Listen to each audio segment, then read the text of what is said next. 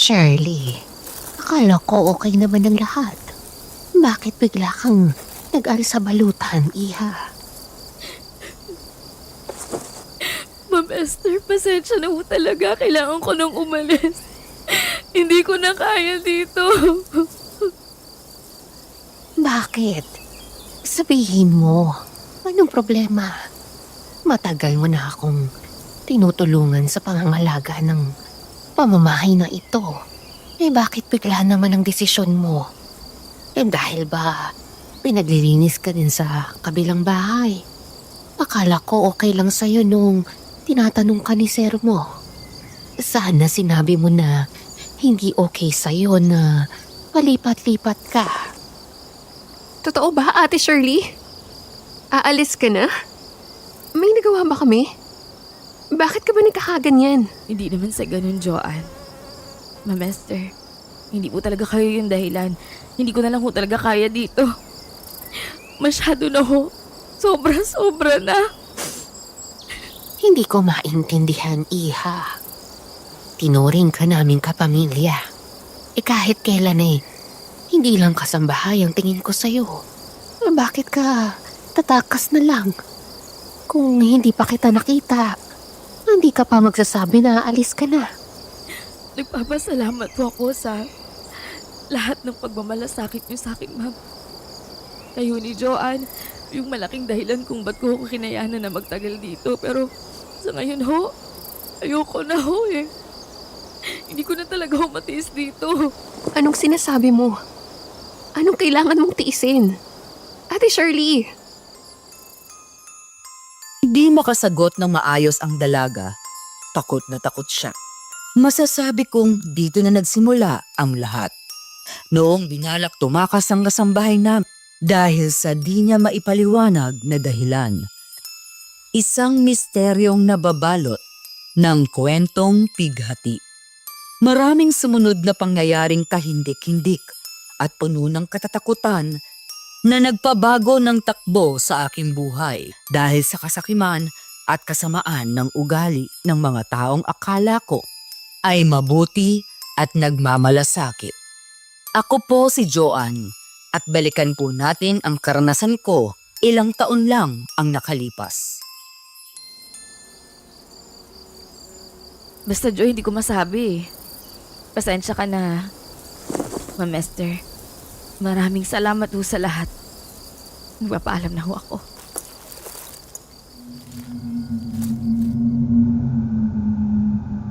Panay ang paglingon ng dalaga sa labas ng pintuan habang tinatapos ang pag-iimpake niya. Tila ba may kinakatakutan siya. Sa labas ng kwarto, sinundan siya ni Mama palabas pero talagang nagmamadali ang dalaga paalis. Kung ang ibang amo ay walang pakialam kung lumayas ang kanilang kasambahay, kami ni Mama ay kabaliktaran nito. Nababahala kami ng husto dahil halos kasabay ko nang lumaki si Ate Shirley. Di nagkakalayo ang edad namin kaya talagang nakatatandang kapatid ang tingin ko sa kanya. Oh, ano nangyari kay Shirley? Saan siya pupunta? Hindi nga namin alam pa eh. Parang takot na takot siya. Di na daw niya kaya dito sa bahay. Takot. Baka di niya matiis yung mga kwento tungkol sa multo dito sa bahay. Sabi ko naman lumang bahay na ito pero wala namang ganun dito sa atin. Nakakalungkot lang. Ang daming pagbabago. Oo nga, pati ikaw aalis na iya. Tapos ka na ba mag-impake? Pwede ba tayong mag-usap? Hindi pa po tapos pa. Pero bukas pa naman ang biyahe ko eh. Bakit po? Ano yun? Sigurado ka na ba sa apartment mo? May oras pa naman para magbago ang isip mo. Papa, okay na po ako. Huwag kayong mag-alala. Kaya ko na yung sarili ko. All set na ako sa apartment ko. Ready na ako. Hindi mo ako masisisi. Pero syempre, kahit sinong magulang mag-aalala kung lalayo ang anak nila. Aba, ilang oras ang Maynila mula dito. Paano kung may kailangan ka? Pangako mo na lagi kang tatawag, ha? At kung masyadong maliit ang apartment mo, magsabi ka lang. Maghahanap ako agad ng mas malaki. Oo naman, pa. Okay na talaga ako. Kayo naman, Ang tagal na nating nakatira sa magkaibang bahay ha. Ngayon pa kayo magkakaganyan. Okay lang ako mag-isa. Kakayanin ko yun. Ikaw pa rin ang aking unika, Iya. Kahit mag-asawa ka na at magkaroon ka pa ng sarili mong pamilya. Si Mama ang inaalala ko eh. Paano na siya? Mag-iisa na siya dito sa bahay. Ayun na nga. Gusto din kitang makausap dahil dyan, anak. Nasabi ko na dati, hindi ba? May plano kami ng mama mo na ibenta na itong bahay na to. Panahon na, Iya. Kung magkokolehiyo ka na sa Maynila, ayaw ng mama mo na mag-isa siya dito sa malaking bahay. Ay, alam ko po. Nakakalungkot lang kasi ang dami kong memorya dito. Pero sinabi na rin naman ni Mama, gusto na niya magkaroon ng bagong buhay. Lalo na may ibang pamilya ka naman na. Iya, gusto kong maintindihan mo ng mabuti. Hindi ibig sabihin na nagkaroon ako ng ibang pamilya. At humiwalay ako sa inyo ng mama mo. Iniwan ko na kayo. Talagang nagkaganon lang ang mga pangyayari. Pero mabait naman si Tita Clara mo at si Carlo sa'yo, di ba? Ilang beses na tinatanong sa akin ito ni tatay. Madalas kasi kapag madrasta, laging intermedita ang dating. Pero sa pagkakataong ito, mabait ang bagong pamilya ni Papa. Nasanay na rin kami ni Mama sa kanila dahil laging bumibisita ang stepbrother kong si Carlo sa bahay. Si Tita Clara naman, sa ilang beses kaming nagkita, ay hindi makabasag pinggan. Opo, mabait naman sila. Tanggap ko naman na yon. Ang tagal yun ng hiwalay ni Mama. Hindi naman na kami nagdadamdam doon pa. Oh, mabuti. Pero huwag kang mag-alala, ha? Dahil babantayan ko pa rin ang mama mo, lalo na kung nag-aaral ka na sa malayo. Pero bilang ganda dapat alagaan mo din ang sarili mo doon, ha? Kailangan maging matatag at matapang ka sa susunod na yugto ng buhay mo. Opo pa, ako pa ba? Alam kong palaban ka, pero mag-iingat ka pa rin, ha? Nga pala, mamayang hapon aalis kami ni Esther. Kakausapin namin ang buyer nitong bahay at mag-aasikaso ng papeles. Sige lang pa, bukas pa naman ang biyahe ko. Pababaunan pa nga daw ako ni Mama ng biko at mga longganisa niya para may dala ako sa apartment. Talagang hihintayin ko yun. Matapos kong mag-empake, wala pa rin sila Papa, kaya naghapunan na ako mag-isa.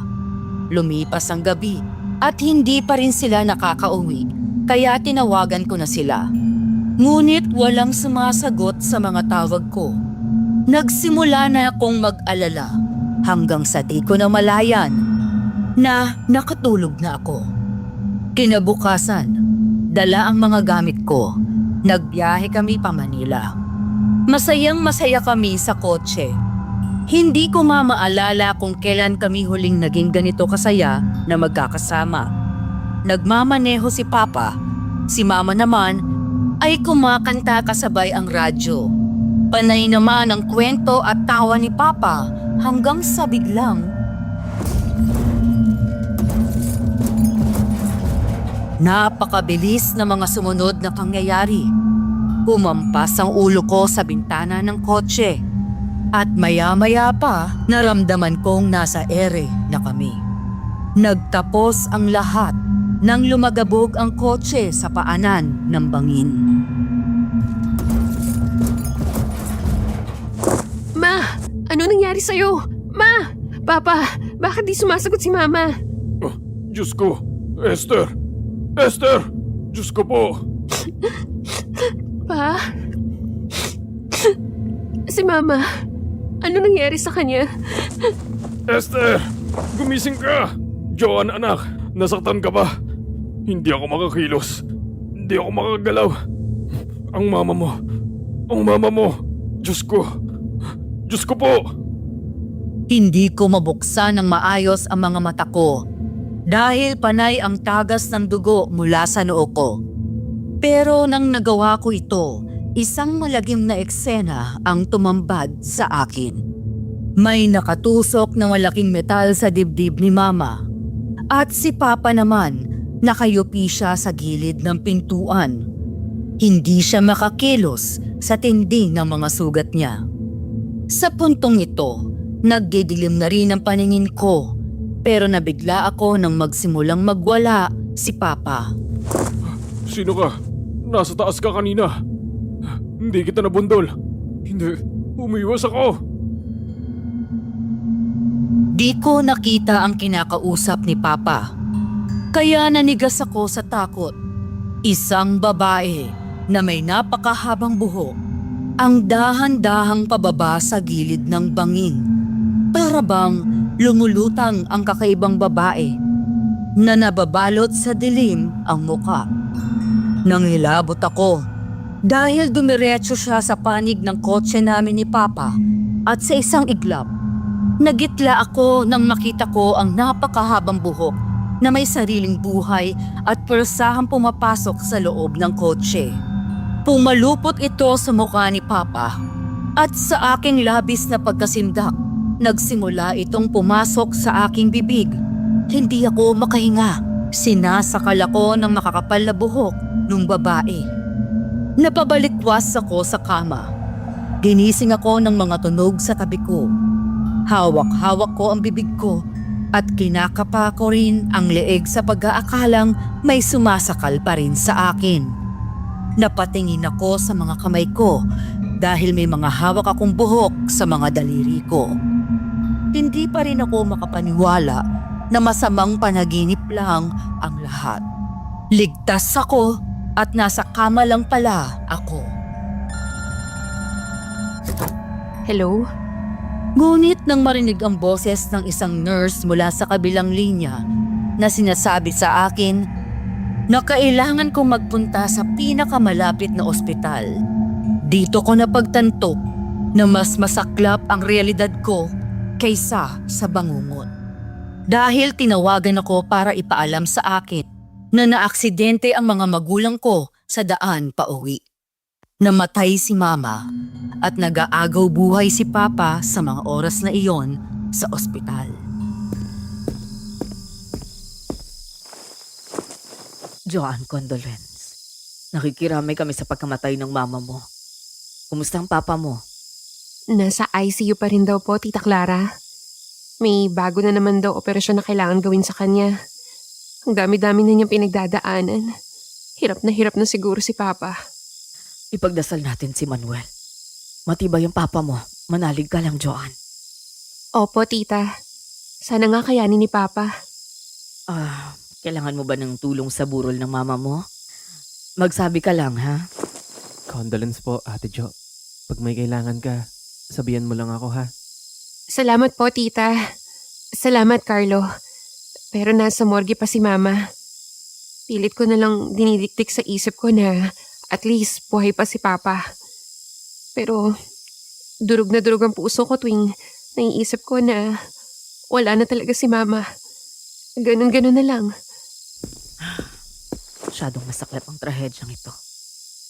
Huwag kang mag-alala. Malalagpasan natin to. Makakaligtas si Manuel, magtiwala ka. At kakayanin niya ng papa mo.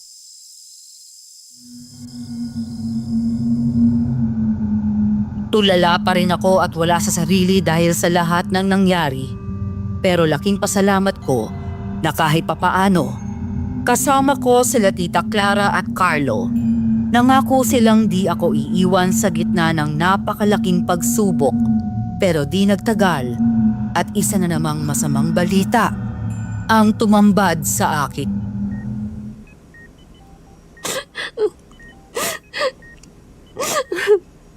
Tita, sabi ng doktor, hindi na talaga maganda yung lagay ni Papa. Naging successful naman daw ang mga operasyon. Pero bumagsak daw yung katawan niya. Naging kulay na si Papa. Makina na lang bumubuhay sa kanya. Pinagdedesisyon na ako ng mga doktor kung anong gagawin sa kanya. Ayoko mawala din si Papa. Ayoko. Hintayin natin. Pwede pa siyang makarecover. Malabo na daw pero ayokong tagalan siya ng life support. Hindi ko kakayanin. Ilalaban ko, Tita. Kahit maganda ubos ng pera, hindi ako papayag na mamatay siya. Susuportahan ko ang desisyon mo, Iha. Ikaw na lang ang natitirang direct family niya. Ikaw ang may karapatan pero huwag kong tatanungin, isang-ayon naman ako sa pasya mo. Maraming ipon ng papa mo. Gamitin natin para sa kanya. Naniniwala akong malalagpasan niya dahil malakas si Manuel. Sige po, dito na muna siya hanggat kaya pa para mamonitor siya ng mabuti ng mga doktor.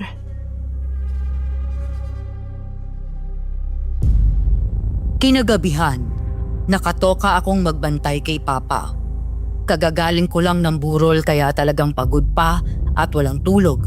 Kaya naman nang pumasok ako sa kwarto niya, dumiretso ako sa silya sa tabi niya. Dito ko na lang napansin na bukas pala ang bintana sa kanyang kwarto. Napakalamig at napakabaho. Isang kakaibang amoy ang nanggagaling sa bintana. Tumindig ang balahibo ko sa narinig ko sa labas ng bintana. Agad kong sinarado ito at natagpuan na dilat ang mata ni Papa. Dahan-dahan niyang tinuro ang bintana. Kasabay nito ang malalakas na pagbeep ng mga makina sa gilid niya. Kaya agad na may pumasok na matandang nurse. Matapos i-check ang mga makina, nakakunot pa rin ang noo nito.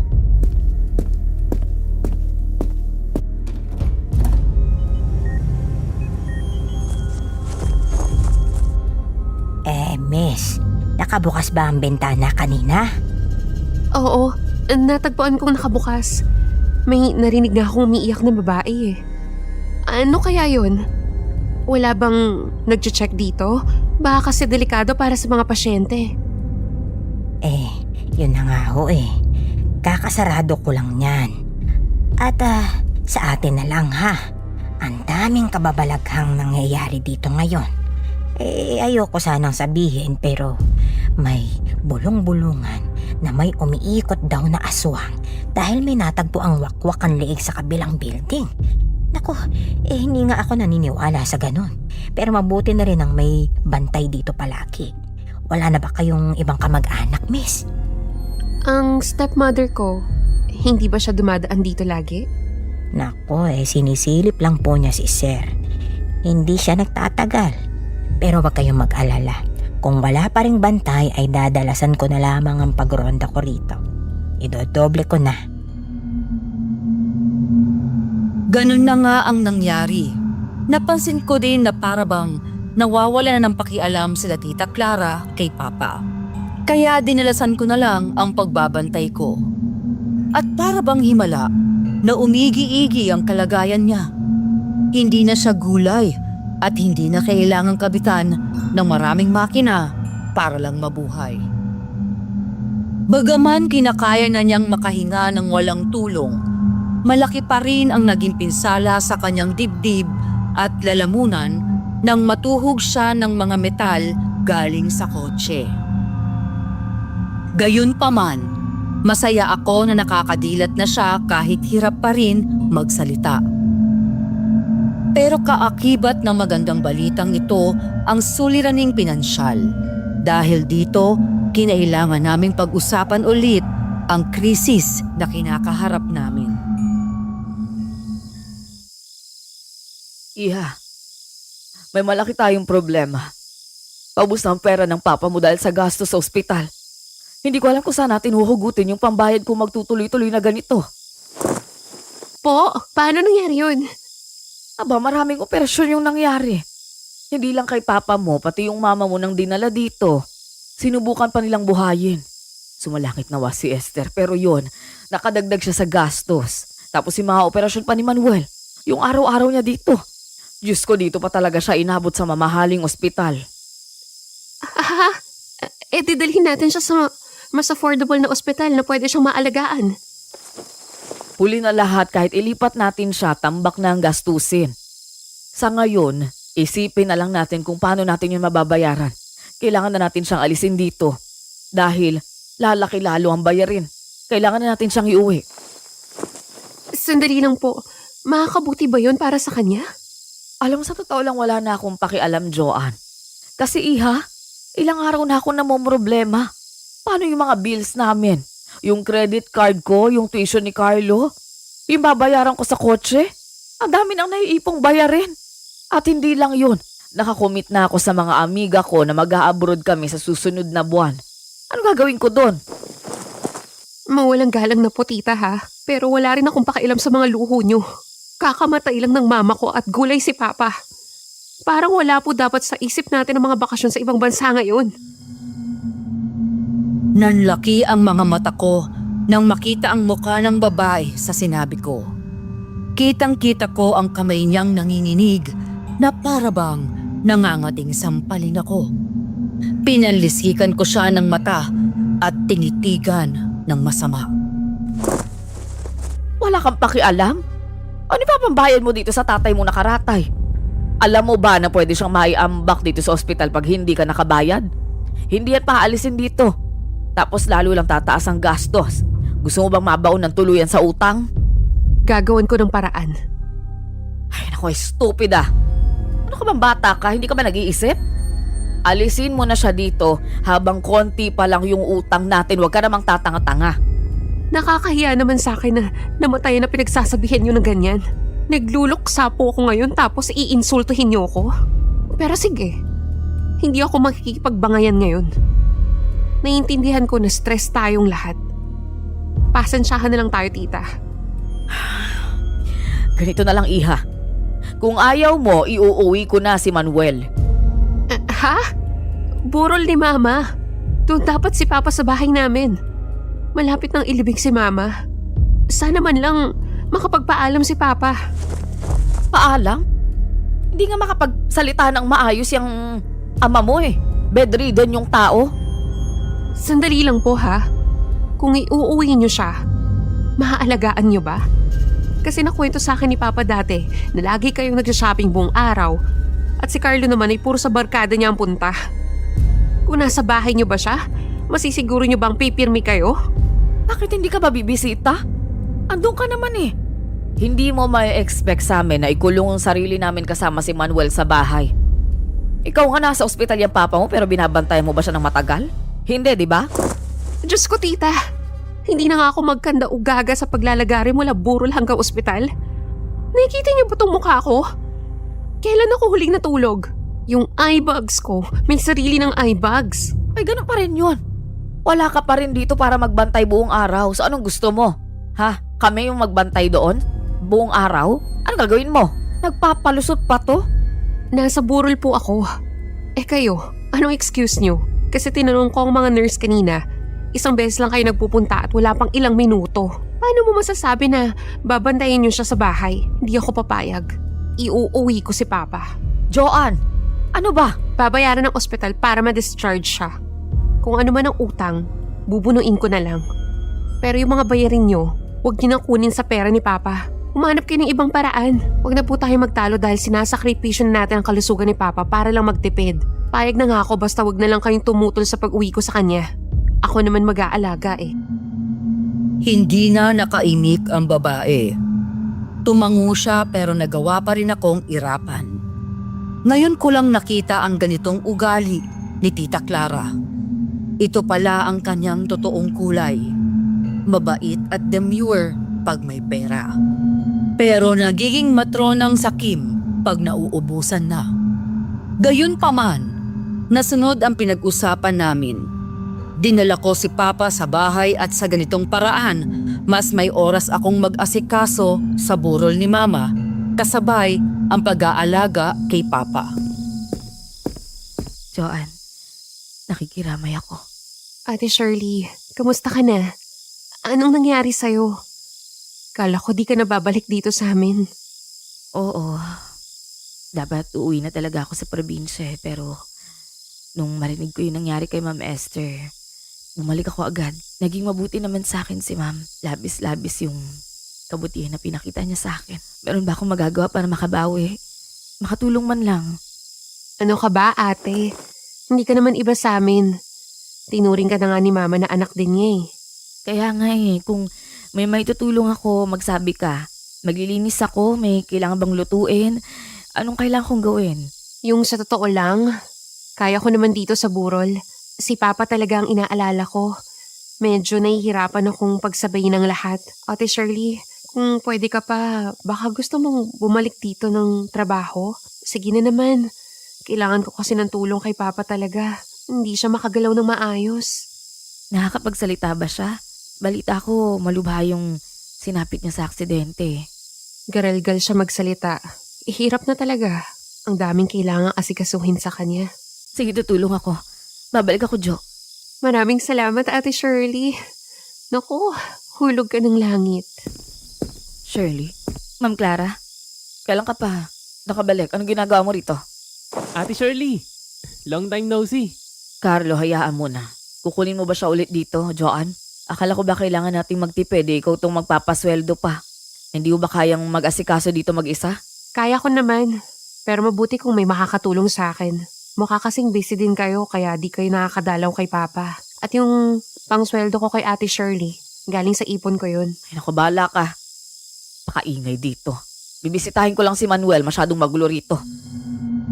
Tumango lang ako at dumiretso ang babae sa kwarto ni Papa. Nitong mga nakalipas na araw ay di ko mapigilang mapansin ang tensyong namamagitan sa amin ng aking madrasta tuwing tatawag siya para sabihin na busy siya at hindi madadalaw si Papa. Di ko alam kung bakit pa ako umasa na tutulungan niya ako pagdating kay Papa. Kaso di na nga niya magawang makatulong, pero kulang na lang ay mandiri pa siya kay Papa sa kalagayan nito ngayon. Naging abala ako sa burol hanggang sa napansin ko na lang ang matataas na boses galing sa kwarto ni Ate Shirley. Nagtungo ako sa kwarto nang marinig ang pagtangis ng dalaga. Sumilip ako sa uwang ng pinto at natagpuan na nakatalikod si Ate Shirley sa pinto. Ang mukha lang ni Carlo ang naaaninag ko, kaya nabigla ako nang nag-iba ito.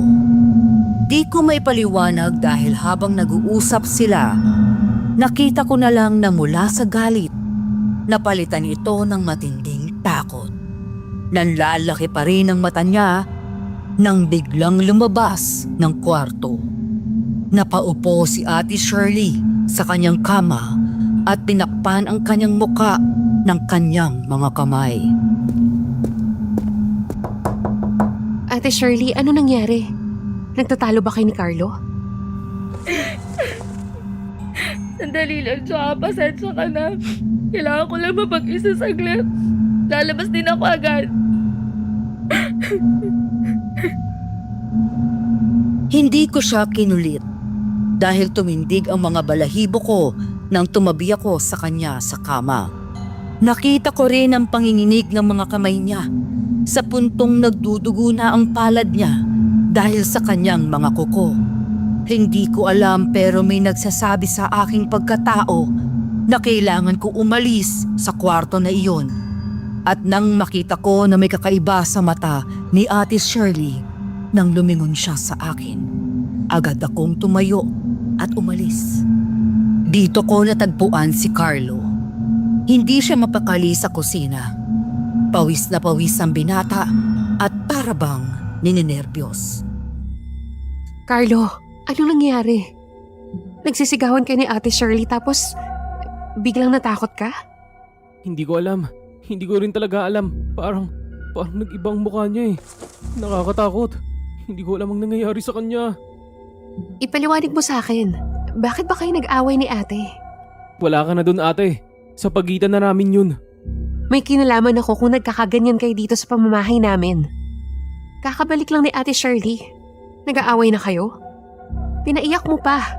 Ano ba nangyayari, Carlo? Eh kasi ang problema dyan sa babaeng yan, katulong lang pero kung umasta ka, alam mo kung sino. Uy, Carlo. Hinay-hinay ka sa pananalita. Baka may makarinig sa'yo na ganyan pala kabastos yung bibig mo. Nakakahiya. Bastos? Sinabi ko lang naman ang katotohanan. Alam mo naman na minahal na namin si Ate Shirley na parang pamilya namin. Bakit ka ba nagkakaganyan? Biglang ganyan na ang ugali mo, Carlo. Sabihin mo nga, ano bang problema mo talaga? Marami. Simula nang magkasakit si Papa, gipit na ako. Sabi pa ni Mami, baka di na makabayad sa kotse. Excited pa naman ako na i-drive yun pag nakuha ko na yung lisensya ko. At wala na akong allowance. Hindi ako makalabas ng bahay. Paano naman ako magiging masaya? May buhay pa din naman ako. Diyos ko naman, Carlo. Yan lang ba ang problema mo? Hindi mo ba naiintindihan ang sitwasyon natin? Nakaratay si Papa sa kama. Di na siya makakilos at makapagsalita ng matino. Tapos yan ang iniingit-ingit mong problema? Naririnig mo ba ang sarili mo? So hindi ako pwedeng magkaroon ng problema porket may sakit si Papa? Hindi naman sa ganun. Buisit. Bad trip talaga. Bahala nga kayo dyan. Matapos gumawa ng eksena ng binata, padabog itong umalis. Dito ko napatunayan na nagmana nga siya sa kanyang ina. May itinatago din itong ugali. Sumilip si Shirley mula sa kanyang pintuan at tinignan kung nakaalis na si Carlo. Wala na siya. Bakit ba kayo nagtalo? Baka pagchismisan pa tayo ng mga tao sa burol. Napakasama talaga ng ugali ng mag-inang yan. Di ba tinatanong niyo ako dati kung bakit ako aalis? Ayan, dahil sa kanila. Lalo na yung Carlo na yan. Nung tagalinis ako dati sa bahay nila. May sinasabi ka ba, Shirley? May angal ka ba sa amin? Wala ho, ma'am, wala ho. Mabuti. Joanne, yung tungkol sa papa mo, kukunin ko na siya. Sa ayaw at sa gusto mo, iuuwi ko na si Manuel. Ha? Hindi ba napag-usapan na natin to? Naiinip na ako eh. Matapos lang tong libing ng mama mo, diretso na si Manuel sa amin. Pero, Sige na, mauna na ako. Magkita na lang tayo sa libing. At Shirley, tandaan mo yung pinangako at sinabi ko sa'yo. ano ba nangyari dun sa bahay nila? Bakit galit na galit sila sa'yo, ate? At anong pangako? Sila pa yung may ganang magalit? Kapal din talaga ng mukha eh. Hindi nga yun pangako eh, kung tutuusin pagbabanta yun. Sinabi nila sa akin na pag hindi niya gusto yung kinikilos ko, malilintikan daw ako. Ha? Grabe naman. Ano ba nangyari sa'yo dun sa bahay nila? Hayaan mo na. Huwag mo nang alamin para hindi ka madamay. Sige lang, ako na kay Papa, te. Paiinumin ko na rin siya ng gamot. Pakiasikaso na lang siguro ang mga nakikiramay. Kinuha ko na ang pagkakataon para mapag-isa. Lagi namang tulog si Papa at bihira lang tumugon sa akin. Kaya binuhos ko na lang ang oras sa pag-iyak sa tabi niya. Hindi ko pinapakita sa mga tao, pero nahihirapan na talaga ako sa lahat ng nangyayari. Wala akong masaringan, hindi ko na alam kung sino ang totoo o plastic lang, katulad nila Tita Clara. Namimiss ko si Mama. Hindi ako makapaniwalang wala na siya. At si Papa naman, andito nga, pero parang wala rin. Dala ng pagod, puyat at sakit ng ulo. Nakatulog ako sa silya sa tabi ni Papa. Naalimpungatan ako sa tunog. Umagaw naman ang pansin ko ang paggalaw ng bedsheet sa gilid ng kama. Dito na nanlaki ang mga mata ko. Dahan-dahang sumisilid ang mahabang buhok papasok sa kama. Para bang may nagtatagong babae sa ilalim nito. Lumagapak ako sa sahig sa pagkabigla sa aking panaginip. Bigla naman akong napatingin sa bintana dahil sa kakaibang tunog.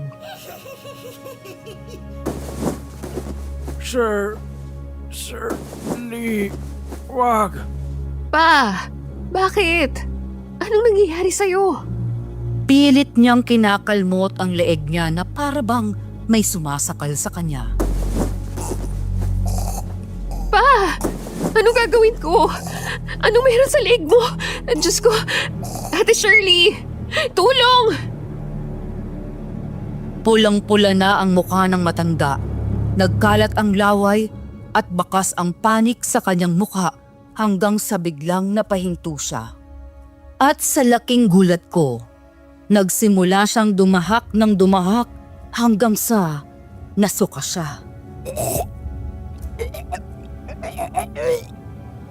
Nagluwa siya ng mga bungkos ng buhok. Hindi pa dito nagtapos ito dahil marami pa siyang natagpuan sa likod ng kanyang lalamunan. Nanlalaki ang mga mata ng matanda habang patuloy sa paghugot ng mga buhok. Dagdag pa dito, bigla na lang siyang tumingala. May tinuturo siya sa isang madilim na parte ng dingding. Napalingon ako sa tinuturo niya at nagitla din ako sa nakita ko. Napaurong ako sa takot at tumama ang paa ko sa kahoy sa likuran ko. Na-off balance ako at ramdam ko ang matinding paghapdi bigla ng batok ko. Matapos nito ay kadiliman.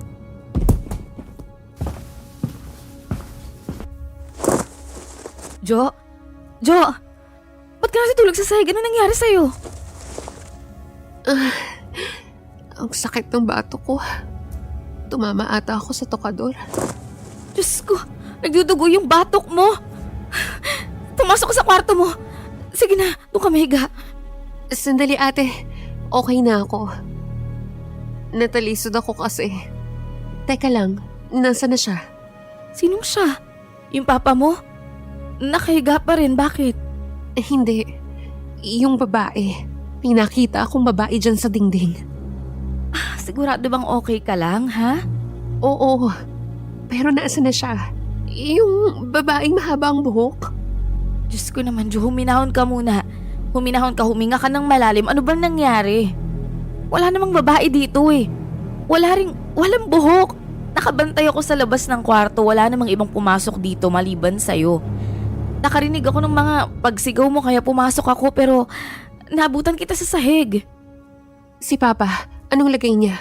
Tingnan mo siya. Okay naman siya. Chinek ko na kanina. Hindi kaya nananaginip ka lang, ha? Nakatulog ka yata eh. Hindi. Meron talaga. Babaeng napakahaba ng buhok. Natatakpan yung mukha niya pero nakakatakot ate. Nakita ko talaga. Tinuro pa siya ni Papa. Narinig ko. Tumatawa pa siya sa may bintana. Okay, siguro kailangan mo munang magpahinga, ha? Kailan ka ba huling nakatulog? Nang maayos? Yung hindi lang 1 oras? Alam mo, simula nung maaksidente yung mga magulang mo, pinasan mo na lahat. Siguro kung ano-ano nang nakikita mo dahil sa kulangan mo sa tulog, kaya please matulog ka. Hindi. Hindi ako maaaring magkamali, Ate Shirley. Nakita ko talaga siya. At nakita ko na rin siya dati. Sa panaginip ko. Siya daw ang dahilan ng aksidente nila Mama. Alam ko napakalaking trauma nang nangyari sa'yo. Kahit sino naman na nawalan ng magulang, hindi may iwasang magaganyan eh. Kaya sige na, magpahinga ka. Ako nang bahala dito sa burol at sa papa mo, ha?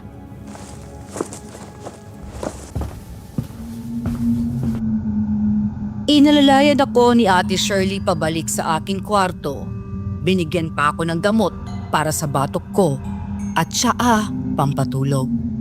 Bakas sa kanyang mukha ang matinding pag-aalala sa akin. Hindi ka nag-iisa, Jo. Alam ko nahihirapan ka sa nangyayari sa pamilya mo, kaya gagawin ko lahat para makatulong. Huwag ka na mag-alala masyado. Ikaw na lang ang nag-iisang taong mabuti sa bahay na to. Napakabait mo sa akin, hindi ko makakalimutan yon. Ate, anong ibig mong sabihin? Huwag ka mag-alala. Magiging maayos din ang lahat. Gusto ko pa siyang tanungin, pero tuluyan ng sumuko ang katawan ko sa pagod at antok. Hindi na nagparamdam ang babaeng mahaba ang buhok. At kahit malaking palaisipan pa rin sa akin kung guni-guni ko lang siya, hindi ko na siya napagtuunan pa ng pansin dahil sumapit na ang libing ni Mama. Natapos ang lahat ng walang aberya. Pero hindi nagtagal at binasag ng mag-inang mga sakim ang katahimikan. Pag-uwi namin sa bahay at sa harapan ng hapagkainan, naaninag ko na nagbubulungan ng dalawa mula pa sa sala. Kitang-kita ko ang mukha ni Shirley nang mapadaan ito sa dalawa. Kumunot ang ulo ng dalaga at pinanlisikan sila ng mata. Agad naman itong lumapit sa akin at hinatak ako paloob ng kwarto.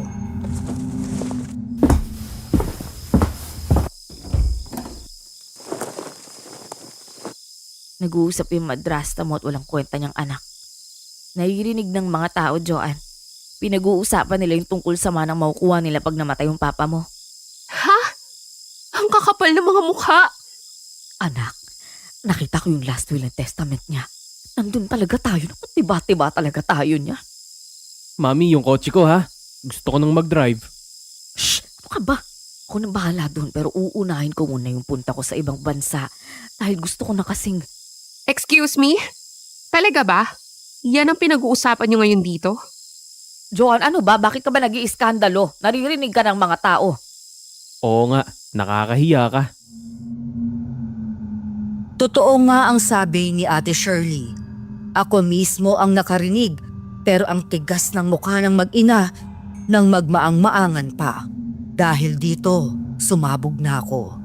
Nagsimula akong magsisigaw. Sa gilid ng aking mga mata, nakita kong humihingi na ng paumanhin at pinapalabas na ni Ate Shirley ang mga taong nagbubulungan na. Ang kakapal ng mukha nyo? Andito si Papa. Kalilibing lang ni Mama. Mga wala kayong hiya. Ibaba mo nga yung boses mo. Ate Jo, sumusobra ka na. Ako ang sumusobra? Nakakatawa naman kayo mang baliktad ng lahat. Nasa bingit ng kamatayan si Papa tapos sasabay niyo ng ganyang usapan dito at excited pa kayo? Nasaan ang konsensya niyo? Wala kayong puso. Abahoy! Ipreno mo yung bibig mong babae ka. Hindi porket anak ka ni Manuel hahayaan kitang pagsalitaan kami ng ganyan. Kapal ang mukha mo ha. Ako ang makapal ng mukha? Kayo ang nagbago. Nung di na masustentohan ni Papa ang magarbo niyong pamumuhay, kulang na lang patayin niyo na siya. Para kayong mga buwitring naghihintay na mamatay yung tao. Nakakasuka kayo. At sino ka para pagsalitaan ako ng ganyan? Napakabastos ng bibig mong babae ka. At least ako bastos lang. Hindi dakilang kabit. Dito na nagkagulo. Di na ako talaga nakapagpigil. Umabot kami sa sabunutan. Agad na sumaklolo si Carlo sa nanay niya at binigwasan ako kaya napadapa ako. Pero matapos pa ito nang masampal ko ang aking madrasta sa kanyang muka. Umumang pa ang babae na sasampalin ako ulit nang dumating si Ate Shirley. Tumakbo siya sa pagitan namin at dahil dito, siya ang napuruhan. Nagawa pa siyang masabunutan ni Clara. Bakit ka ba nakikialam? Sinabi ko na sa'yo huwag kang pakialamera dahil muchacha ka lang naman. Kung umasta ka para kang kapamilya ha. Mas ramdam ko pa na pamilya si Ate Shirley kaysa sa inyo. Umalis na kayo kung ayaw niyo pa ng gulo. Dahil mainit talaga ang ulo ko sa inyo. Mami, ang dami ng tao sa labas, pinagtitinginan na tayo. Hindi pa tayo tapos, Joan. Sige lang, Clara. Nagdabog ang babae paalis. Sumunod si Carlo sa kanya pero nag-iwan muna ng masamang tingin sa amin sa huling pagkakataon bago siya umalis. Tinulungan ako ni Ate Shirley bumangon mula sa sahig. Alam mo, walang iya talaga yung Carlo na yan eh. Halika nga. Tingnan mo. Oh, grabe yung ginawa niya sa mukha mo. Pati ahoy ng mga babae nakikisali siya. Okay lang ako, ate. Ikaw. Salamat nakabalik ka kaagad. Hindi ko ata kaya yung dalawa kung nagsabay sila sa akin. Grabe yung mag-inang yun. Kala mo handang makipag-wrestling eh. Alam mo, ang lakas mo nga eh. Saan ka ba umugot niyan? Kala ko mainhin kang bata eh. Hindi na, ate. Simula nung may mangyari sa mga magulang ko, na-realize ko na mag-isa na lang ako sa mundo. Hindi ako pwede maging mahina. Lalo na kung haharap ako sa mga taong ganyan na tulad nila Clara. Hindi niya deserve ang tawagin siyang tita. Walang ya silang dalawa. Hindi ka nag-iisa sa mundo, Joan. Nandito pa ako. Salamat, ate, ha? Lumipas ang mga araw na naging halos normal na ang lahat. Lubos pa rin ang kalungkutan ko pero pinag-iisipan ko kung anong plano ko sa buhay. Ngayon na wala na si Mama at hindi pa nagiging okay si Papa, natenga na rin ang buhay ko. Madalas, kinakausap ko si Papa sa kwarto niya. Hindi man niya ako masagot ng maayos. Gusto kong naririnig lang niya ang mga nasa isip ko. Para bang kasama ko na rin siya sa pagdedesisyon. Hindi ko lang talaga maiwasan minsan na magtaka sa kanyang mga reaksyon. Tila ba may gusto siyang iparating sa akin na hindi niya magawang masabi-sabi dahil sa kalagayan niya. Papa, iniisip ko na po yung kinabukasan ko. Gusto ko po sanang ituloy yung pag-aaral ko pero kailangan ko nang magtrabaho. May naitabi ako para sa atin. Pero alam ko naman na mauubos at mauubos naman yun. Kailangan ko na ng pagkakakitaan. Kung makakapagsalita ka siguro na maayos, alam kong sasabihin mo sa akin na unahin ko ang sarili ko at huwag na akong mag-alala sa'yo. Nagawang tumango ni Papa. Ganito na lang kami mag-usap ngayon. Senyasan at hulaan. Pero hindi pwede pa. Inalagaan niyo ako ni Mama buong buhay ko. Iiwan pa ba kita ngayon? Gagawa ako ng paraan. Basta huwag kang bibitaw ha. Lagi tayong magkasama. Aalagaan kita dito. Siguro dito na lang ako mag-aaral sa atin. Di ko alam gagawin sa sarili ko pag pati ikaw, iniwan mo ko eh. Buti na nga lang, andito rin si Ate Shirley. Siguro siya na laging magbabantay sa'yo habang nasa eskwelahan ako. Okay ba yon? Shirley. Anong tungkol kay Ate Shirley? Hindi ko malaman kung anong sasabihin ni tatay, pero laking gulat ko nang parabang takot na takot siya tuwing babanggitin ko ang pangalan ni Ate Shirley. Nagsimula siyang pagpawisan at pilit niyang hinahawakan ang leeg niya. Pa, may masakit ba? Bakit ba kayo nagkakaganyan? Huminahon ka please. Masasaktan ka sa ginagawa mo. Wag. Hindi kita maintindihan pa. Tatawagin ko ba si ate? Iyon ba yun? Wala siya. Nag-day off. Bukas pang balik. Baka gusto mong isulat na lang ibig mong sabihin. Teka, kuha ako ng papel. Nanginig siya sa takot pagbalik ko sa kwarto. Hindi niya magalaw ang mga kamay at nahuhulog lang ang panulat. Sa puntong ito, hapong-hapo na si Papa kaya wala na akong nagawa kundi pa inumin na lang siya ng gamot pangpakalma. Tuluyan na siyang nakatulog dahil dito.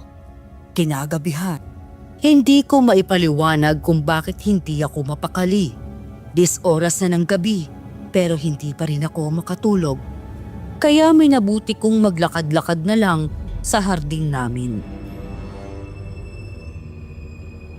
Dito ko natagpuan si Ate Shirley. Nababalot man ng kadiliman, alam kong siya ang natatanaw ko dahil sa kanyang damit. Nilapitan ko ang dalaga at napansing may kakaiba sa kanya dahil nakatayo lang siya sa gilid ng bahay. Nakadikit ang mukha niya sa semento at dahan-dahan niyang inuumpog ang noo dito. Ate, ayos ka lang ba?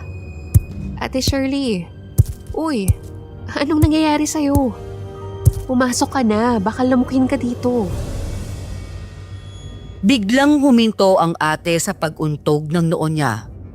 Dinikit niya ang mukha niya sa kanyang dibdib na parabang may itinatago. Dito ko napansin na umiiyak pala siya. Patuloy ang pagtangis niya habang tinatakpan ang kanyang mukha. Umiling siya at tinaas ang kamay. Pilit niyang binubuka at sarado ang kanyang kamao. Pansin ko ang panginginig ng katawan niya. Sige na, pumasok ka na sa loob. Ayaw mo na ako dito. Ate, Sige na, Jo, mauna ka na. Iba ang boses ng ate. Hindi ko maipaliwanag pero may kakaiba sa kanya sa gabing iyon. Kaya hindi na ako nagpatumpik-tumpik at sinunod ko ang sinabi niya sa akin.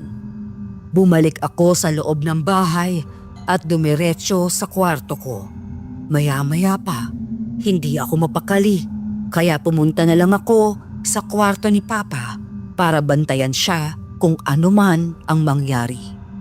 Nilak ko ang pintuan at hindi ito binuksan hanggang umaga. Hindi ko maintindihan ang mga nangyayari sa bahay na ito. Di ko na malaman ang iisipin sa mga kasamahan ko dito. Nagpasya ako na bibisita na ako sa isang albularyo kinabukasan para magkaroon ng kaunting liwanag sa lahat ng mga pangyayari. Hindi ako nakatulog ng maayos. Kaya naman, paglabas ko ng kwarto ni Papa, kinabukasan at tumambad na naman ang mag-inang kinamumuhian ko. Alam ko nang hindi magiging maganda ang araw ko. Ate Joanne, Bakit nandito na naman kayo? Hindi ba sabi ko wag na kayo magpakita dito? Wala kang karapatang sabihin yon sa amin. Tatay ni Carlos si Manuel. Bibisitahin niya lang ang papa niya. At asawa ko si Manuel. Kabit ka lang ni Papa. Walang divorce sa Pinas. Sinong niloko mo? Magkahiwalay lang sila mama ng bahay pero kasal pa rin sila sa papel. Well, ngayon byudo ng papa mo, hindi ba? Para akong sinuntok sa tiyan sa sinabi niyang ito. Napahinto ako dahil pinaalala niyang wala na talaga si Mama. Pinigilan ko ang sarili na makipagsampalan ulit. Mukhang namalengke si Ate Shirley.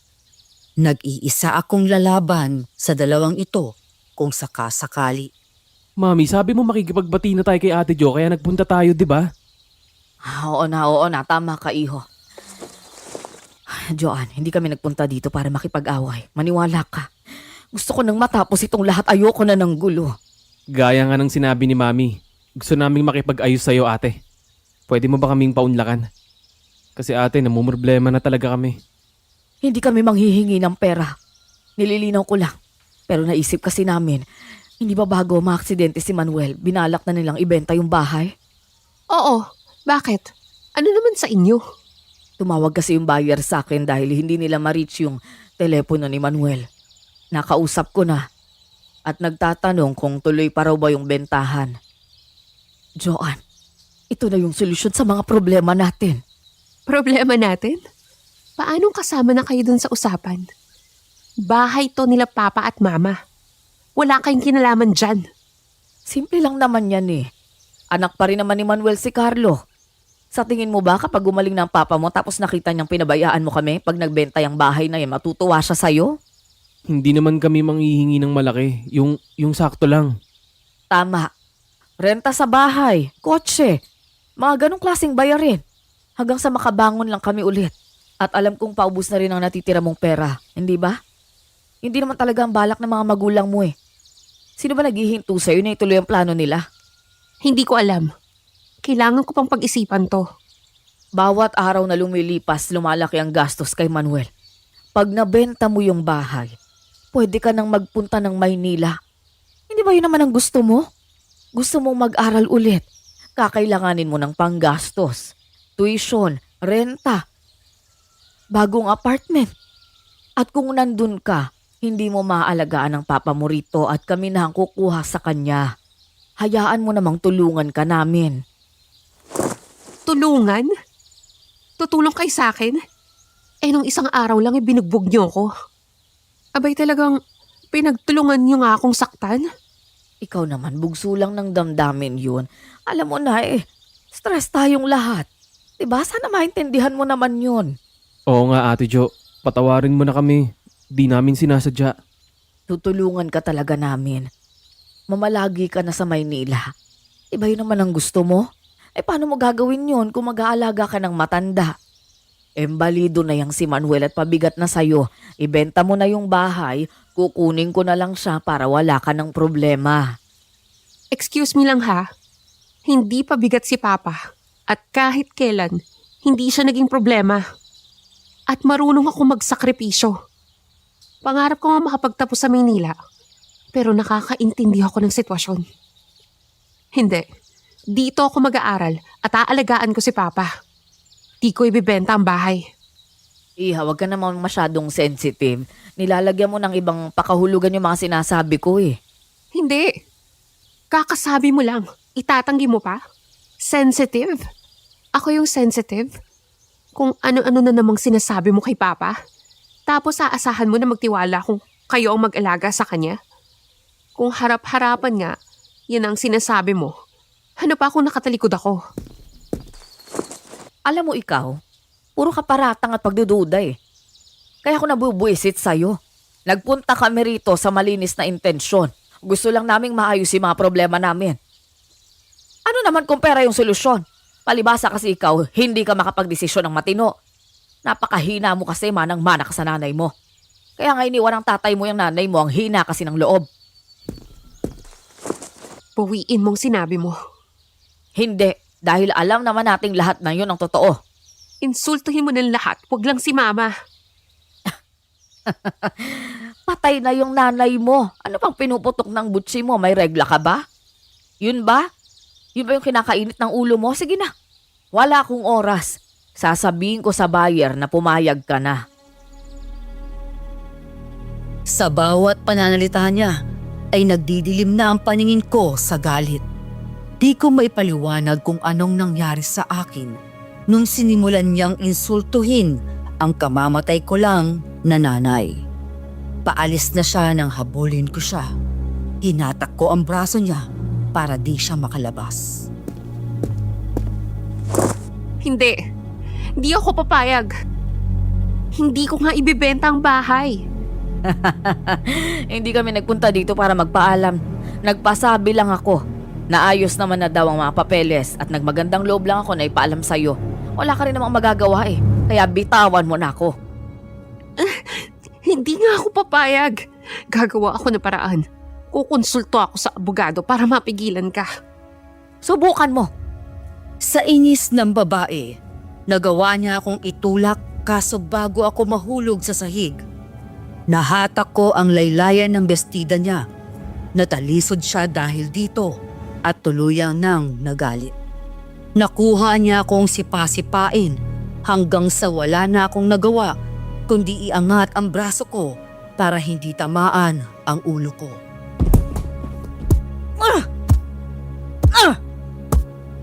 Kinagalit mo ko masyado? Yan ang bagay sa'yo! Mami, tama na. Hindi na siya lumalaban. Awat na. Sinusubukan ako masyado ng babae yan eh. Sinasabi ko na sa'yo, Carlo, ha? Walang kwentang kausapin yan. Hindi ko alam kung bakit ako naniwala sa'yo eh. Sinayang ko lang yung oras ko. Huling beses na tayo makikipag-ayos. Walang kwenta tong usapan na to. Bahala ka na dyan. Kailangan ko nang mag-relax at pupunta pa ako sa spa. Nagdabog palabas ang babae. Napadura ako ng dugo at sinubukang tumayo pero napakasakit ng tagiliran ko kung saan ako napuruhan ni Clara. 2 kamay ang tumulong para makabangon ako. At laking gulat ko, di pa dito nagtapos ang pagtulong niya. Inalalayan ako ni Carlo pabalik sa kwarto ko. Hawak ang baywang ko at pasan sa balikat. Dahan-dahan niya akong ibinaba sa kama ko. Tumabi siya sa akin at tinignan ang mga sugat ko. Salamat. Pero bakit nandito ka pa, Carlo? Di ka ba susunod sa nanay mo?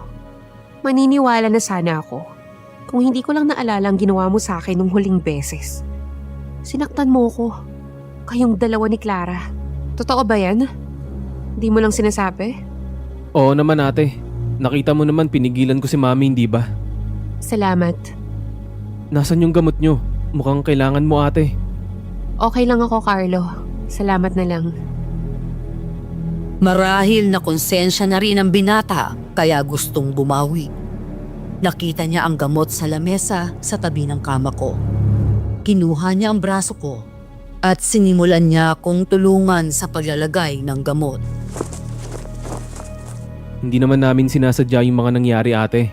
Talagang natutuliro na rin kami sa mga nangyayari kay Papa. Biruin mo, sanay kami sa pamumuhay namin tapos biglang nawala na lang. Tapos hindi kami marunong mag-adjust kaya kinailangan lang namin ng panahon.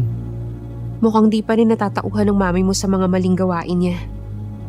Hindi ko alam kung paano siya makapagsalita ng ganun sa taong mahal niya. Kung totoo bang mahal niya si Papa. Gusto niya mamatay na? Hayaan mo na.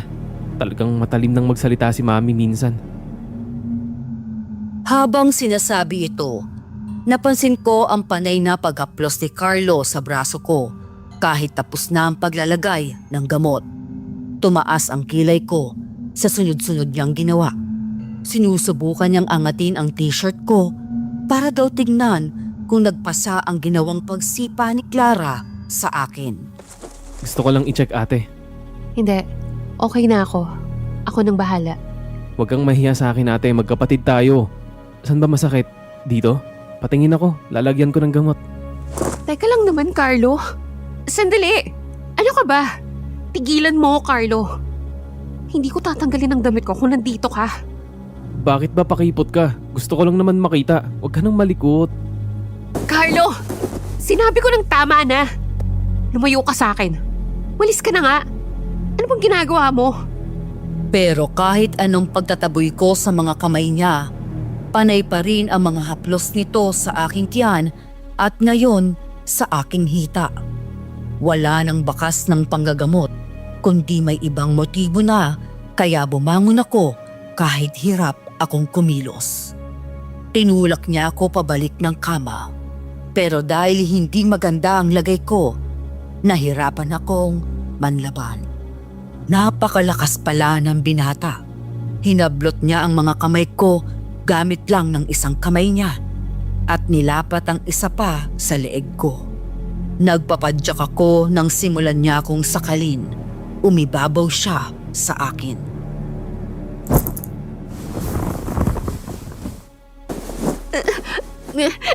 Carlo! Ano ba? Huwag mong gawin yung binabalak mo, please. Carlo, wag! Hindi mo alam ang sinasabi mo. Sabi sa akin kasi ni Mami, matigas daw kasi talaga ang ulo mo. Hindi ka nakikinig. Kailangan ka lang talagang makumbinse, kaya may gagawin tayo. Ipapaintindi ko sa'yo nang mabuti ang lahat. Kusa kang susunod sa mga sinasabi ko pagkatapos natin. Carlo! Huwag sinasaktan mo, Carlo! Hindi ako makahinga! Relax ka lang ate. Mag-e-enjoy lang tayo, yun lang. Huwag kang malikot.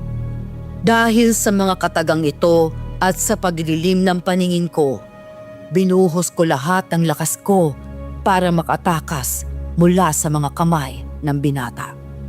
Hahalikan na niya sana ako, kaya hinampas ko ang noo ko sa mukha niya. Napaurong siya at bahagyang kumalas ang kamay sa leeg ko.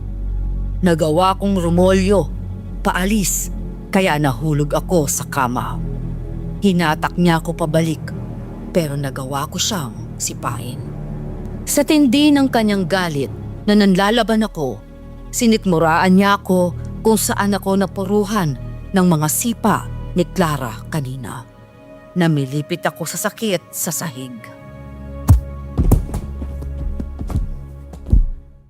Bakit ba nagpupumiglas ka pa ate? Bakit di ka marunong sumunod sa sinasabi sa'yo? Makinig ka! Makinig ka na lang kasi. Walang iya ka, Carlo. Kahit kailan, hindi ako papayag sa mga gusto mo. Parehas kayo ng nanay mong mapagsamantala sa kapwa. Ano bang pinagsasabi mo? Gusto lang kitang tikman. Nakakasuka ka. Gumapang ako papalapit sa pintuan, pero hinatak niya ang buhok ko. Siniko ko ang mukha niya, pero nasalag niya ito. Hinigpitan niya ang hawak sa buhok ko at hinampas ako sa dingding. Hindi ako makagalaw sa kanyang puwersa. Kahit anong pagpupumiglas ko, hindi na siya nagpatumpik-tumpik. Tinatanggal na niya ang sinturon sa kanyang pantalon. Humingi na ako ng tulong kahit kanino at nagdasal na may makarinig sa akin. Papa! Tulong! Ate Shirley! Walang magagawa si Papa. Hindi makakabangon yun eh. At si Ate Shirley, humihingi ka ng tulong sa kanya? Walang magagawa yun. Marami na kaming pinagdaanan ni Ate Shirley. Malalaman mo din. Malapit nang matuloy ang binabalak ni Carlo, nang makita kong biglang may bayong na tumama sa mukha niya. Nagkalat ang mga gulay at prutas sa sahig nang batuhin siya ni Ate Shirley. Sa pagkabigla, nabitawan niya ako. Sumulpot si Ate Shirley at pinagahampas ng kangkong si Carlo. Nagulat ang binata dahil sa mga prutas at gulay na binabato sa kanya.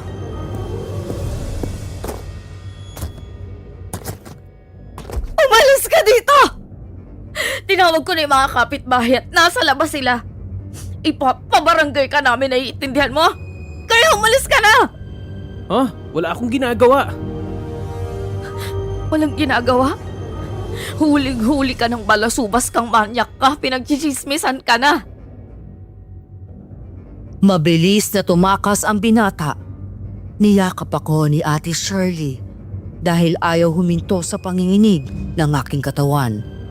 Ayoko nang bumalik sa kamang iyon, kaya pinaupo niya ako sa sala.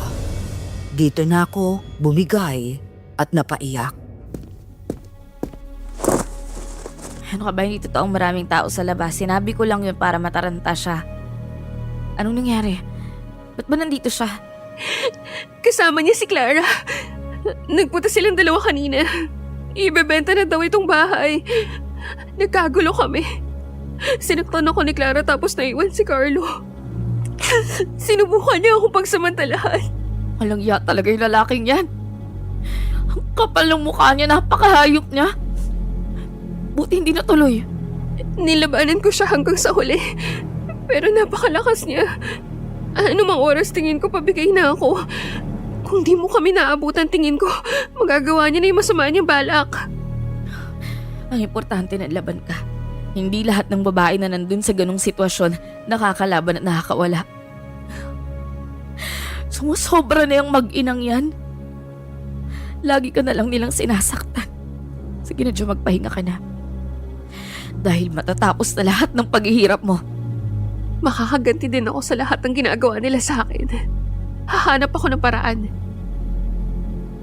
Kinagabihan, nakapagdesisyon na ako na kailangan kong ipaglaban at protektahan ang pera ng mga magulang ko mula sa mag-inang sakim. Nag-isip ako ng mga paraan para maprotektahan si Papa mula sa sugapang madrasta na hindi malayong gumawa ng masama sa amin para lamang sa kanilang benepisyo. Di ko na malayang madaling araw na at sobrang lamig na sa kwarto dahil hindi ko nasarhan ang bintana. Sasarahan ko na sana ito nang matanaw ang isang kakaibang bagay sa likod ng bahay. Sa bandang mga kakahuyan, may malaking bagay na nakasabit sa puno ng mangga. Dahan-dahan akong lumapit dito at nabalot ng pagkasindak ang buong pagkatao nang makita kung ano talaga ito. Si Carlo, siya ang nakasabit sa puno. Patay na ang stepbrother ko. Puno ng kalmot at sugat ang kanyang katawan. Luwa na rin ang bituka niya at ang dibdib niya ay nawakwak. Napalingon ako sa lupa at nakita ang kanyang ari na putol na. Sinundan ko ang mga tunog pabalik ng bahay at papasok sa kwarto ni Papa. Dito ko nakita ang isang malagim na eksena. Ibang-iba na ang itsura ni Ate Shirley. Napakahaba ng kanyang buhok na ginagamit niya para malambitin si Clara sa tabi ni Papa.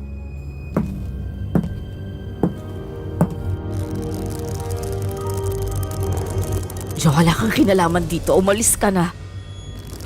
Wag! Johan, wag mo akong iwanan dito. Tulungan mo ko. Tumahimik ka! Anong nangyari, Ate Shirley? Si Carlo. Nasa labas siya. Patay na siya. Ha? Patay na si Carlo? Pinatay mo yung anak ko. Impacta ka! Impacta? Isa akong kubot. Ngayon tingnan natin ang tapang mo laban sa isang aswang. Ate, Ano nangyari sa'yo? Bakit ka nagkaganyan? Hindi mo alam ang pagdurusang pinaranas sa akin ng mga taong yan. Nakatikim ka ng mga pananakit. Pero hindi lang yon ang ginawa nila at ang kaya nilang gawin. Pinangako ko sa sarili ko maghihiganti ako. Hindi ko palalagpasin ang ginawa nila. Humanap ako ng paraan para magkaroon ng kapangyarihan. Naging malupit nga kami. Pero hindi namin pinagtangkaan ang buhay mo. Hindi katulad ng walang awang ginawa mo sa anak ko. Masisisi mo ba ako kung ginusto ko maghiganti, Ma'am Clara? Nilapastangan niyo ako. Lalo na yung Carlong yan. Kaya ngayon makukuha ko ang hustisyang matagal kong inaasam. Oo. Pinagsamantalahan ka ni Carlo? Oo! Uulit-ulit niya akong ginaasam. Nung unang pinwersa niya ako, pinahirapan niya ako. Pero hindi nagtagal. Kung ano-anong pinagsasasabi niya. Pinaasa niya ako nung pananagutan. Pero ang totoo, napagtanto kong pinaglalaroan niya lang ako. Pananagutan? Nabuntis ako ni Carlo. Kaya ako matagal na nawala. Dahil nalaman kong pinapaikot niya ako. Uuwi na ako dapat ng probinsya pero hindi nangyari yun. Hindi ba, Ma'am Clara? Magsabi ka ng totoo. Hindi. Hindi ka nakauwi. Sabihin mo kay Joanne kung bakit. Dahil puwersahan ka naming dinala sa klinik. Puwersahan naming pinalaglag ang sanggol. Pinatay niyo ng walang kamalay-malay ang anak ko! Kayo ang mga mamamatay tao! Hindi mo naiintindihan. Anong iisipin ng mga tao pag nalaman nila nakabuntis si Carlo ng isang katulong na katulad mo? Nakakahiya yun. Kaya pinili niyo na lang akong dakpin at patayin ang anak ko. Sana pinakawalan niyo na kami. Hindi naman kami manggugulo dahil hindi kami katulad niyong sugapa sa pera.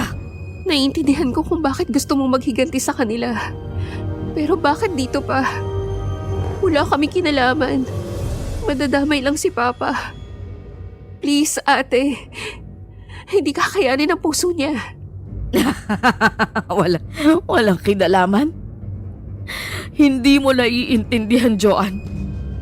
Silang dalawa ni Clara ang dumakip sa akin. Yang magaling mong tatay ang isa sa mga may pakanaan ang nangyari sa akin. Patawad. Huli na ang lahat.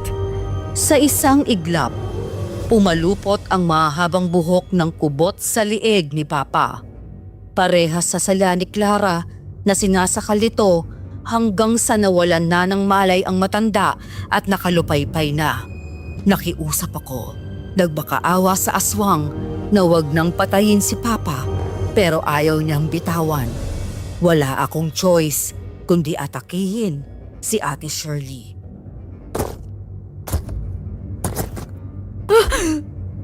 Jo, bakit? Ako lang ang naging kakampi mo dito sa bahay. Hindi ako papayag na pati si Papa ay maging biktima. Tama na, ate.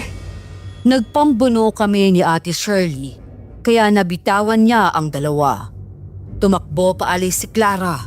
Dahil dito, pumalupot ang mahahaba at makapal na buhok ng kubot sa aking katawan. Hindi ako makahinga sa higpit nito.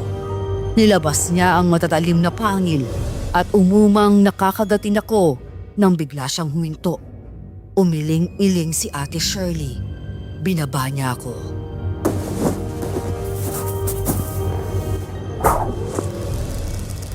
Wala kang kasalanan sa nangyari.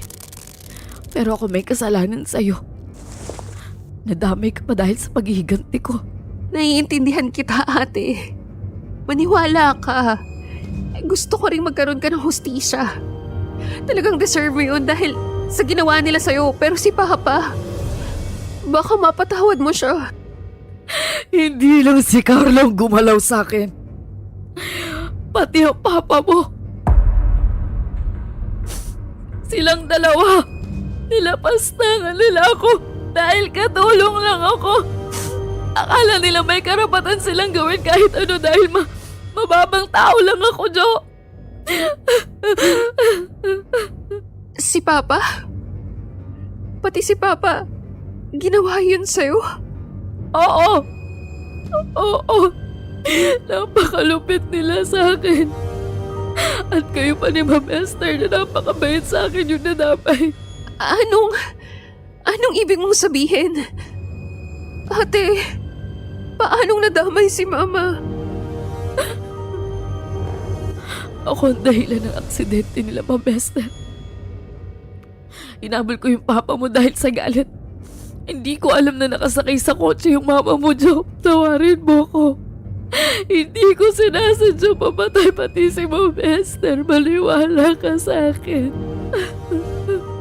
Nang hina ang tuhod ko sa sinabi ng aswang, napaupo ako sa sahig. Lalapit sana sa akin si Ate Shirley nang biglang bumulwak ang dugo mula sa kanyang bibig. Napalingon siya sa likod niya at dito ko nakita si Clara na itatarak pa ulit ang itak sa likod ni Ate Shirley. Nagalit ang aswang at sinunggaban si Clara. Dinakma siya ni Ate Shirley at kinagat sa leeg.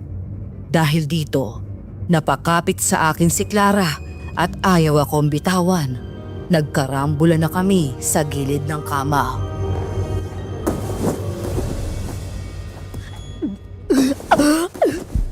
Ala! John! Tulungan mo ako! Lumayo ka sa akin. Yan ang nararapat sa'yo. Sa huling pagkakataon, binuhos ni Clara ang natitirang lakas at nagawa pa niyang itaas ang itak at inambahan ako. Sa di inaasahang pagkakataon, may humarap sa kanya. Paglingon ko, ang braso ni Papa ang humarang sa pagkakasaksak sa akin. Kinagat pa uli ni Ate Shirley si Clara at sa pagkakataong ito, sinigurado ni Ate Shirley na ubos ang dugo ng babae at tirik na ang mga mata ng matapos. Napalingon naman ako kay Papa nang makitang nilalagay niya ang kamay sa bandang puso niya. Nakangiwi siya at hirap makahinga. Papa! Ano nangyayari sa'yo? Patawad, Jo. Mga ilang segundo din siyang naghingalo. Pinisil niya ang kamay ko hanggang sa bumigay na talaga ang kanyang katawan. Hindi na siya gumalaw pang muli. Jo, tawarin mo ako. Sa lahat-lahat. Lalo na sa pagkawala ni Ma'am Esther. Napakasakit, ate. Sana kasama ko pa si Mama ngayon. Pero naiintindihan ko kung bakit yun nangyari. Aksidente nga talaga. Nadamay kayo sa pagiganti ko dahil doon. Hindi ko mapapatawad yung sarili ko. Sana sa pagkamatay ng mga taong gumawa sa iyo ng mga karumal-dumal na krimen, nakamit mo na ang hustisyang hinahanap mo. Pasensya ka na sa lahat ng ginawa ng pamilya ko sa iyo. Tumangulang ang dalaga sa akin. Dahan-dahan siyang lumapit at niyakap ako.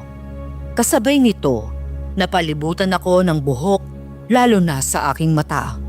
Unti-unting lumabo ang paningin ko at inantok ako ng husto.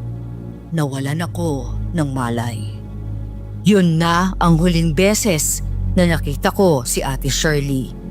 Pagkagising ko, wala na ang kahit anong bakas ng katawan ng mag-ina at pati na rin ang pagkamatay nila. Mabuti na rin dahil hindi ko alam kung paano ito ipaliliwanag sa mga kapitbahay at lalo na sa mga polis. Dinala ko pa si Papa sa ospital pero hanggang doon na lang talaga ang buhay niya. Sabi ng doktor, inatake daw siya sa puso. Si Ate Shirley naman, hindi ko na alam kung tuluyan ba siyang nanghina dahil sa pagkakasaksak sa kanya at pumanaw na rin o nakaligtas ba siya at nagpakalayo-layo. Hindi ko alam kung anong nangyari sa kanya at kung nasaan na siya ngayon. Pero iisa lang ang alam ko, Nakamtan niya ang paghihiganting inaasam niya nang lumisan sa bahay na ito. Sana ay kontento na siya sa hustisya at kapayapaang dala nito. Pinalibing ko si Papa. Mas magaan sa loob ko ang nangyari dahil hindi siya namatay sa kamay ng aswang. Siguro, yun na rin ang paraan niya para makabawi sa mga kasalanang ginawa niya. Sinakripisyo niya ang kanyang buhay para sa akin. Makalaunan, nagsimula na rin akong mag-asikaso para sa kinabukasan ko. Tinuloy ko ang pagbibenta sa bahay dahil sa kagustuhan kong magkaroon ng bagong buhay, malayo sa mapapait na memoryang nakakabit sa bahay na ito. Ay ma'am, okay na ang lahat sa amin. Sige po, ito na po ang susi ng bahay at ang mga papeles na pinirmahan ko. Kayo na po ang bahala. Salamat ha. Pupunta ka ba sa bayan? Ang dami mong dalang bagahe, Iha. Abay ka na ha. Dadaan din ako ron. Kung okay lang po, pakibaba na lang po ako sa may terminal pa Maynila. Natupad ang pinapangarap kong ituloy ang pag-aaral ko sa Manila. Kasalukuyan akong nag-aaral ngayon at malapit na makagraduate. Meron na akong mga kaibigan at kasintahan na maituturing kong pamilya at masasabing nakamit na ang gusto kong bagong buhay.